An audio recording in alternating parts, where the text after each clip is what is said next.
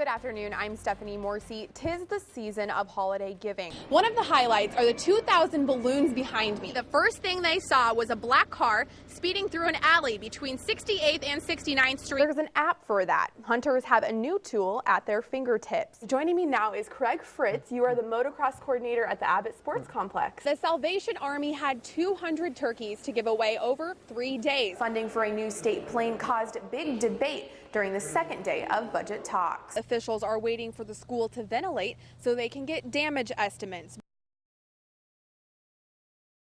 It wasn't unusual for Nancy Hermanson to put others first. She put everything that she had into working with her kids and cared so much about their success and went far above and beyond what was ever expected of a teacher to help her kids learn and help them, feel good and feel safe. She was a woman of action. She didn't just talk about it. You may be in a meeting and there's conversations, but Nancy went on and did it then, and she was very actively hands-on involved in the lives of the children here. But Hermanson's life ended suddenly while doing her favorite thing, riding motorcycles with her husband.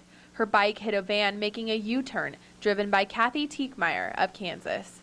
Hermanson and her sister Emily were only 18 months apart. She was one of the first to get the call. And my daughter, Victoria, answered it, and she just said, "It's Uncle Joe."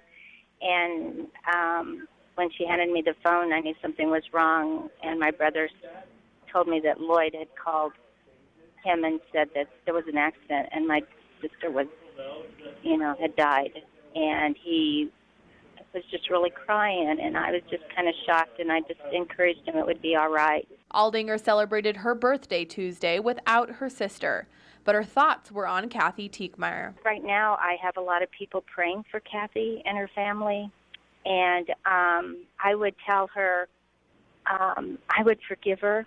This fall, students will head back to Belmont Elementary, but someone special will be missing. You can't replace Nancy ever. She's one in a million, but we'll pull together and help the kids. Meet Troy Hand. He wakes up, gets ready for work the same as everyone else. But unlike most, he wakes up here at Lancaster County Community Corrections, the facility that houses inmates in the work release program. Troy is what you might call a white-collar criminal. If it wasn't for work, he would spend his day locked up. You feel human again while you're working.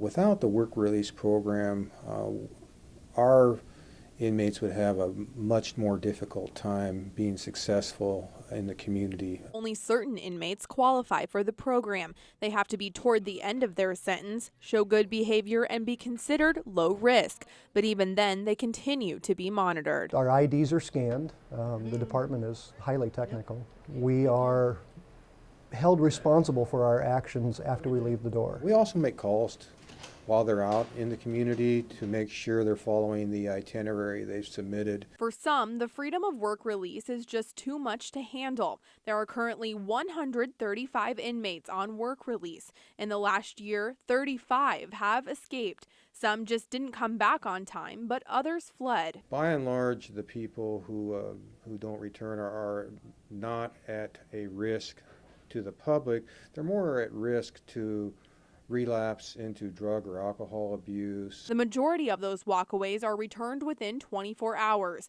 but the program does have its share of success. More than half of the inmates who complete the work release program stay out of prison for good, but employers must be willing to hire them first. A leap of faith in hiring a convicted felon is enormous. This local business was willing to take that leap, hiring Troy as a manager, even after he had illegally sold stocks, putting 4 felonies on his record. The business owner talked with us, but admits he's taking a risk. He didn't want his face or business name on camera. It's all because of the stigma that comes with hiring felons. I was nervous at first, but no, he is a very honorable person. Troy's brought us a level of experience and expertise that we wouldn't normally see here. And even Troy had doubts. Should he tell his co-workers about his past? I chose to air that. It's a part of my life. I made a mistake. I am in the Work Release Center with the Department of Corrections, and I am an inmate. And I made the employees known that I am that person. I made a mistake. I'm paying for it. However, my skills will show you eventually, hopefully, that I'm a good boss, I'm a good manager. But not all inmates work out. This business has had its share of disappointments. Of the 3 that are currently on staff that have turned their life around, I've probably had 10 that were complete opposite of that. Among the used car parts, Troy believes his job has done that, given new life to someone society would throw out. How you handle your mistake and how you correct it and continue on through life after that mistake is made builds integrity and morals and helps you to become a better person later on in life. Troy is eligible for parole in March. He'll go back to being the CEO of his own business, but will stay forever grateful to those who gave him a second chance.